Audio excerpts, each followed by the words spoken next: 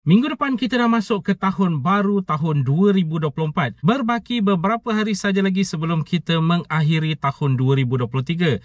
Jadi dalam video pada kali ini kita nak melihat sedikit bantuan-bantuan yang mungkin boleh diperolehi sepanjang minggu hadapan untuk pengetahuan anda.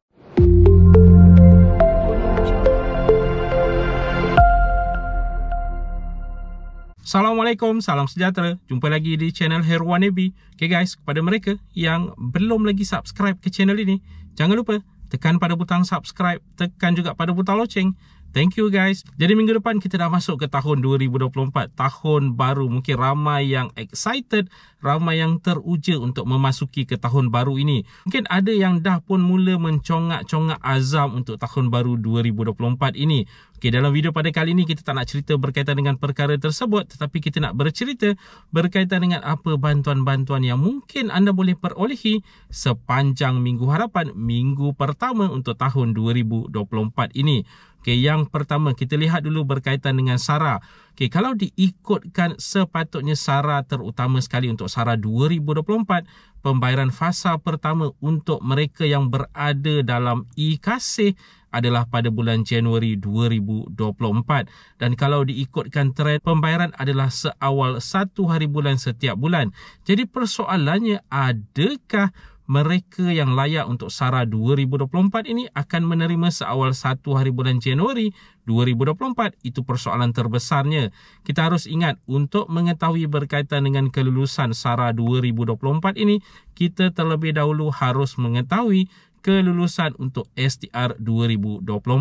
Jadi kita menjangkakan untuk SARA 2024 ini berkemungkinan besar akan berlaku sedikit kelewatan untuk pembayaran fasa pertama bagi mereka yang menerima RM1,200 yang berada dalam data e-Kasih ini. Dijangkakan berkemungkinan besar bukan pada 1 hari bulan seperti kebiasaannya, seperti untuk SARA 2023. Okey, untuk info rasmi berkaitan dengan SARA 2024 ini masih lagi belum diketahui dengan jelas. Belum lagi ada pengumuman dikeluarkan oleh mana-mana pihak, oleh pihak Lembaga Hasil Dalam Negeri, Kementerian Kewangan, Perdana Menteri yang juga merangkap Menteri Kewangan dan sebagainya. Jadi sama-sama kita nantikan untuk pengumuman lanjut berkaitan dengan SARA 2024. Bilakah tarikh boleh mula menggunakannya? Cuma jangkaan awal tidak akan berlaku pada minggu hadapan. Ingat tu, walau bagaimanapun dari semasa ke semasa anda boleh menyemak di mykasih.com.my, tetapi buat masa sekarang ini status kelulusan yang berada di mykasih.com.my hanyalah untuk SARA 2023. Okay, seterusnya berkaitan dengan e-Madani, walaupun dah lama sebenarnya, tetapi harus diingatkan untuk e-Madani masih lagi boleh ditebus sehinggalah 20 hari bulan Februari 2024. Bermakna untuk minggu hadapan juga masih lagi boleh ditebus bagi mereka yang masih belum menebus untuk e-Madani RM100 ini. Dan harus diingatkan penebusan hanyalah sekali, bukannya berkali-kali. Jadi mereka yang dah pun menebus, dah pun menggunakan amount RM100 tersebut, tidak lagi boleh menebus untuk e-Madani. Harus menunggu kalau ada untuk e-Madani pada tahun hadapan. Jadi kepada mereka yang masih lagi tidak mengetahui, anda boleh menebus di antara 4 platform yang telah pun dibenarkan, iaitu di antara MAE, ShopeePay, Touch and Go dan juga Settle. Antara 4 aplikasi ini, anda perlu muat turun aplikasi tersebut, install aplikasi tersebut dalam handphone anda, kemudian perlu melakukan verifikasi akaun, pengesahan akaun. Setelah akaun disahkan, barulah anda boleh menebus RM100 e-Madani tersebut, dan penggunaannya haruslah dilakukan sebelum berakhirnya 29 hari bulan Februari 2024. Ingat tu. Seterusnya kita ada JKM, Jabatan Kebajikan Masyarakat, bantuan bulanan. Kebiasaannya seawal 5 hari bulan telah pun diterima oleh segelintir pihak, walaupun secara asasnya rujukan rasmi yang telah pun dikeluarkan adalah sekitar 10 hari bulan setiap bulan.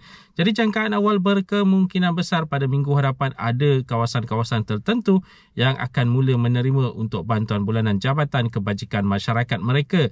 Okay, untuk bantuan bulanan Jabatan Kebajikan Masyarakat ini, kita ada bantuan bulanan sebagai contohnya bantuan warga emas, allowance orang kurang upaya, bantuan kanak-kanak dan sebagainya. Jadi untuk rujukan rasmi, anda boleh berkunjung terus ke laman sesawang rasmi JKM, iaitu di jkm.com.my. jkm.gov.my ataupun menghadirkan diri ke mana-mana cawangan JKM yang berhampiran dengan anda untuk mendapatkan khidmat nasihat dan sebagainya. Seterusnya berkaitan dengan bantuan awal persekolahan. Walaupun belum ada pengumuman dikeluarkan oleh pihak Kementerian Kewangan bila tarikh mula boleh menggunakan ataupun menerima RM150 untuk bantuan awal persekolahan itu, tetapi minggu depan dah mula masuk ke sekolah semula. Bagi yang terutama sekali baru nak mendaftar sekolah, mungkin boleh merujuk kepada guru-guru di sekolah anak anda, kerana harus diingatkan ada sekolah yang sebenarnya telah pun mengedarkan borang, yang mana borang ini bukan borang permohonan tetapi borang untuk maklumat bagi mereka mendapatkan maklumat anda untuk cara penyaluran wang RM150 tersebut sebagai contohnya. Dan ada juga pihak sekolah yang telah pun menggunakan cara dengan membuka akaun BSN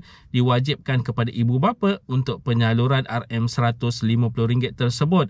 Jadi apa yang perlu anda lakukan adalah merujuk terus kepada pihak sekolah di mana anak anda belajar untuk mendapatkan informasi terkini berkaitan dengan bantuan awal persekolahan ini. Okay, bantuan awal persekolahan adalah untuk sesi 2024-2025 bagi anak anda yang masuk belajar daripada tahun 1, ingat tu, tahun 1 untuk sesi 2024-2025 sehinggalah ke tingkatan 5 untuk sesi 2024-2025 ini. Dan penyaluran bantuan awal persekolahan seperti tahun lepas juga untuk tahun ini tidak mengira latar belakang keluarga. Seterusnya berkaitan dengan rebate motor elektrik, harus diingatkan rebate sehingga RM2,400 telah pun mula dibuka permohonannya. Sebenarnya untuk rujukan rasmi anda boleh klik pada pautan yang Emil letakkan di ruangan description sebagai rujukan anda, di mana anda perlu mendaftar terlebih dahulu kemudian dapatkan QR code, dan sewaktu melakukan pembelian motor elektrik di kedai-kedai yang telah pun disenaraikan hanya perlu menggunakan QR code tersebut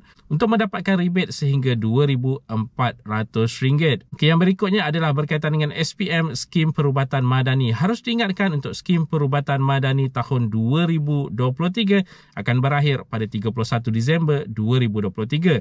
Jadi kepada mereka yang masih lagi belum memanfaatkan Skim Perubatan Madani ini, jika ada keperluan untuk pergi ke mana-mana klinik swasta, semak dahulu senarai klinik swasta tersebut. Jika berada dalam listing ataupun dalam senarai, anda boleh menggunakan kemudahan Skim Perubatan Madani ini sebagai cara untuk bayaran. Untuk rujukan bagi kategori isi rumah, STR 2023 menerima sehingga RM250 Skim Perubatan Madani.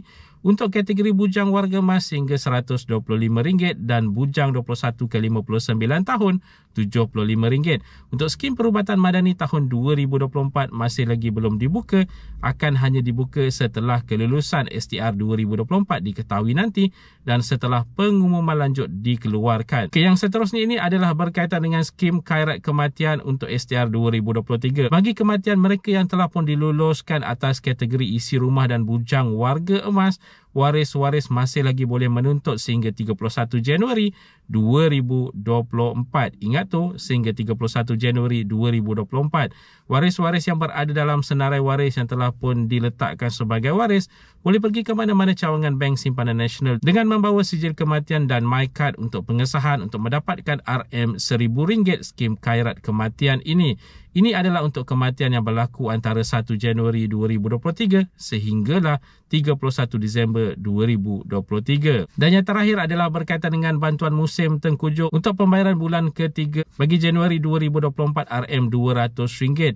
Okay, belum lagi ada informasi dikeluarkan berkaitan dengan tarikh sebenar pembayaran, dijangkakan berkemungkinan besar bukan pada minggu pertama Januari 2024. Untuk semakan berkaitan dengan kelulusan, anda boleh pergi ke bmt.rista.gov.my dan untuk mengetahui berkaitan dengan status bayaran, anda boleh menghubungi terus pihak Rista untuk mendapatkan informasi rasmi. Jadi guys, itu dia tadi sedikit sebanyak perkongsian di dalam video pada kali ini. Jika anda ada sebarang komen, sebarang pertanyaan, anda boleh tinggalkan di ruangan komen di bawah. Dan kepada mereka yang belum lagi subscribe ke channel ini, jangan lupa tekan pada butang subscribe, tekan juga pada butang loceng. InsyaAllah kita berjumpa lagi di video yang akan datang. Stay safe, stay healthy. Assalamualaikum.